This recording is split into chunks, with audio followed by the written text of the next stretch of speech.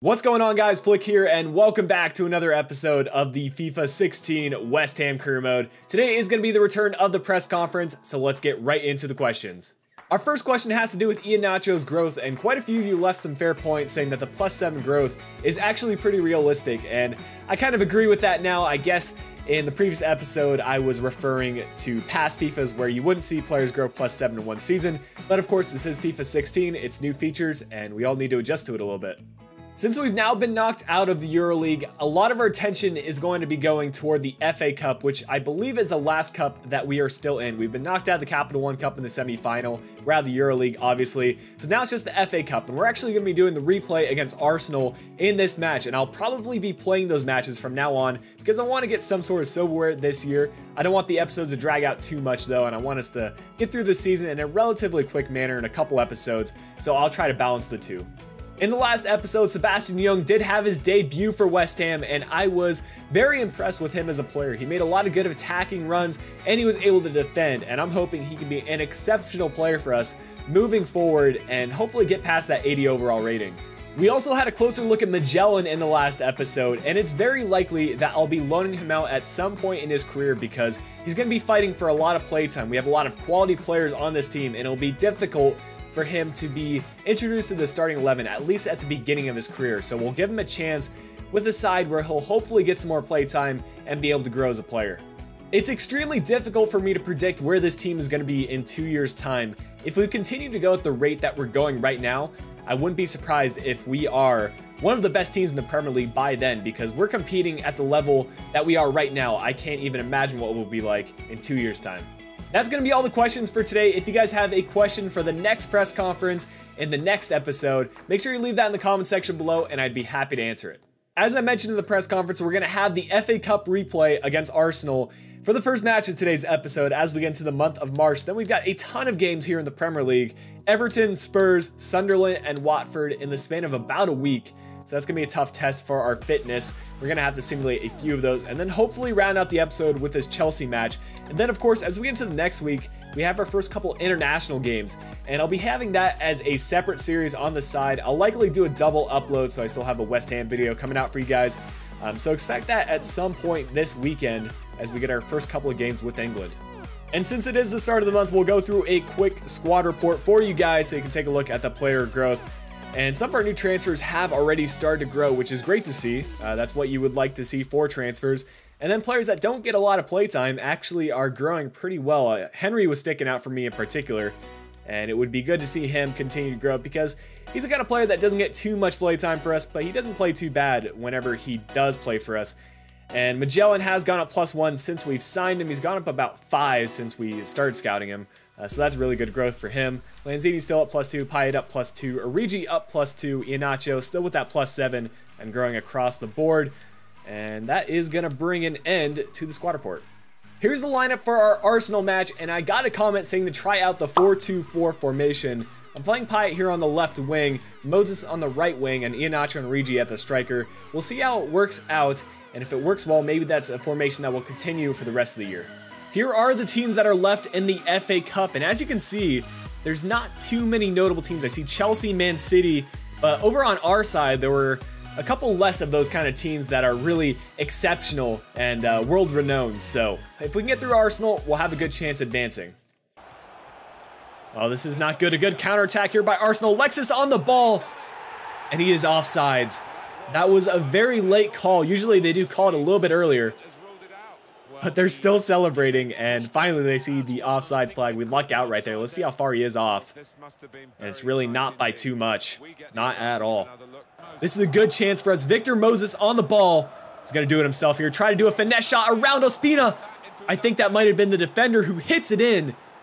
Victor Moses might have been credited with the goal, but you see the save, and it's off Gabriel. Pretty much an own goal, to be honest. Not much he could have done about it. But we get the 1-0 lead, and we'll take it. We need those lucky breaks here in this match. And he is credited with the own goal. That's very unfortunate for him. Here's Iheanacho. Of course, he's got more pace than Mertesacker. He's going to try to play it across. Can we make it 2? Oh my goodness. What is going on with this team right now? We have just played so differently with this 4-2-4 formation, and Payet picks up a goal now for us. This is incredible. Oh my goodness. 2-0, 23 minutes into the match. Arsenal has just been in shambles after conceding the own goal, and let's see if they can come back from this, but we're going to go a little bit more defensive now. Well, there's the halftime whistle, and I don't think anyone would have expected us to be up 2-0 at halftime against a team that has done exceptionally well in the FA Cup in recent years. Arsenal having won back-to-back trophies in the FA Cup, and now look at us, up 2-0 off an own goal and a beautiful assist and shot by Dimitri Payet. Moving forward to the second half, I'm very confident. It's time for a couple of substitutions. We're going to give Magellan his first appearance here at that left wing position, see if he can be an impact player for us and kind of exceed his overall rating in terms of his in-game performance. We're also bringing in Zarate and Koyate just so we don't get caught on the counterattack. Oh, that's a good cross and really well defended there by Cresswell. At this point, we can be safe where we can just hit it out for a corner kick because the chances of them scoring on it are pretty low. And already the keeper coming forward with 5 minutes left. Throughout the game, Arsenal did not stand a chance and they really couldn't recover after Gabriel's own goal. And we're through the next round of the FA Cup. Very exciting. And we'll see who we come up against here. So it looks like in our next match, we're going to be playing up against Leeds United rather than Leicester City. I'm pretty happy about that because Leicester, I don't like playing against them. They're very good on the counterattack. And I think Leeds, we do have a better chance. We get a message here from Andy Carroll, and he's being a little bit egocentric, if I'm going to be honest with you guys. Saying he's one of the best players at the club. You know, I can get if you think highly of yourself, but, you know, I do give him playtime from time to time, but he's not going to be an important first-team player for us. I think he needs to learn to accept that. Our matches have been rescheduled around a little bit, and what I think I'm going to do is I'm going to simulate against Everton, play this match against Spurs because, of course, they're another one of the London clubs, and I want to get a win against them, and then simulate against Sunderland. And then finally, we're going to play this quarterfinal of the FA Cup against Leeds, and that's going to be the last match of the episode. As we get into this simulated match against Everton, of course, it is going to be an away one for us, and that tends to be a bit more difficult. Lukaku opening things up for Everton with an early goal in the 3rd minute. We're going to have to respond to that relatively quickly here as we get toward the halftime whistle. I'd like to get a goal, but Naismith makes it 2 for Everton. Things are looking really good for them. We do make a couple of substitutions. Maybe that can turn things around as we get into the last 20 minutes or so. But Zarate gets one back. Can we get one more? Oh, Naismith makes it 3 for Everton. That's going to round things out for us as we do fall to Everton with an away match. We just got to do better moving forward. We have another monthly scouting update from Morocco. First player is going to be 54 to 70, 56 to 72 for the second player, 62 to 80, 68 to 94. As I usually do, we will sign him up to the team. Kasim Salah could be a good player for us. 70 to 90 looks to be a defender as well. If I'm right, we're looking for skillful players, which is a little bit strange. So we'll watch him for one more month, make sure he does keep that potential. 62 to 80, 60 to 82, and a 57 to 79. We also have our English scout, a 52 to 72 player to start things off. 64 to 88, 63 to 81, 64 to 86, 60 to 78, again 60 to 78, 65 to 83, 50 to 70, 54 to 62, 65 to 89. Kind of a disappointing month from England. Since the 4-2-4 formation worked so well for us in the Arsenal match, we're going to continue it here for this match against Spurs, who are doing relatively well in the league this season. So win against them at home could be incredibly important for us as we move forward to the last stretch of the Premier League.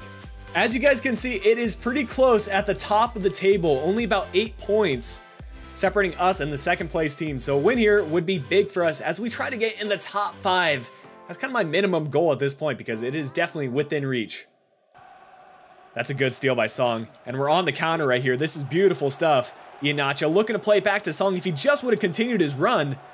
Oh, but Song, another chance, is gonna get a shot on target, but Vorm with a good save. Still got it though, Noble. It's a good counterattack by Spurs, and we just need to make sure we close them down here. They send in the cross. That is a beautiful finish by Benaleb. I'll give him credit for that. He just waited for that man to come into the box. Really patient play by Lamela. And there he is, just creeping to the edge of the box. And a nice finish with the side of his foot. It's 1-0 for Spurs. Oh, nice job by Payet to find Origi. Can we respond that quickly? That's a foul, and we get a penalty kick.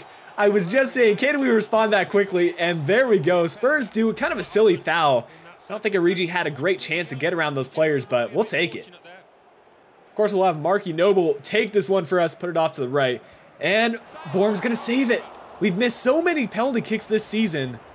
The Pirates still got the ball. Maybe we can get a goal here on the cross. And decent cross sent in, but Vorm again up to the task. Man. Oh, Christian Eriksen on the ball. What a save by Adrian. The post. Oh my goodness, it hit off the crossbar. And that just saved us because it would have been 2-0 for him.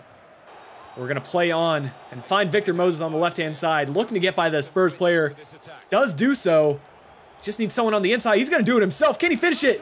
Oh, a shot on Michel Vorm up to the task. I think Spurs are going to pick up a yellow card for that challenge, though. Well, Spurs really did play like they are the #2 team in the Premier League right now because they were able to get a goal off some decent play, and they played extremely well defensively for the rest of it. And we just couldn't get the ball off them in the second half. We do fall in this one again. We have a rotated side for this simulated match against Sunderland, and we need to make sure that we do get the full 3 points. We've dropped a couple of matches in a row now, and we need to find a way to get the result, whatever it takes to do that. But still 0-0, 30 minutes into the match, and Andy Carroll gets a goal after what seems like a long time. He's been complaining to me, and now he finally shows he can pick up some goals, so that's good for him. Larson gets a goal back for Sunderland, but right there, Zarate does get one back for us just 4 minutes later. Can we hang on the last 10 minutes or so and get the full 3 points? Yes, we can. We get the win against Sunderland. It's time for our FA Cup tie against Leeds, and this is the team we've got. We're still sticking with that 4-2-4 formation despite getting the loss against Spurs. I'm so confident that we can get wins with this formation, so we're going to try it out. There's Mark Noble on the ball. He's going to try to thread the ball through to Song, and he is going to put it away. What a link up between those two players. Noble and Song, our CDMs, moving forward and creating the first goal for us. What a freaking pass and what a freaking finish by Song. We'll watch it one more time. I wasn't sure if that was going to make it through, but he creates some space there. Song with his right foot tucks it away. It's 1-0. Pite to send in the corner kick. And we're going to get on it. And Ogbonna puts it away. Reed with the initial header. Ogbonna follows it up after it was cleared off the line. Things are just working for us in this match. It's 2-0. Things are looking like we're going to advance to the semi-final. Cross sent in, and what a clearance by Reed. Probably just saved a goal. It would have been an open header. But Antonucci is pushed off the ball, and the ref gives him a penalty. He might be able to cut this deficit in half and come back into this game. See if Adrian can make the save here.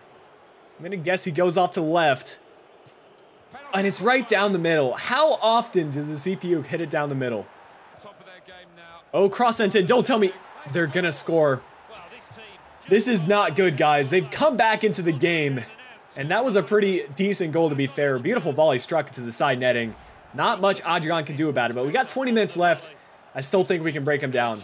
Well, there's the final whistle. It ends at 2-2, and we're going to have to do a replay for this one. Seems like we have so many replays for these FA Cup games, but hopefully it's similar to the Arsenal result, and we get a win against them in our next tie. But guys, that's going to bring an end to the episode today. Hope you have enjoyed it, and if you did, do me a favor, leave a like down below, subscribe if you're new around here. Until next episode, this has been Flickify. We'll be talking to you guys again soon.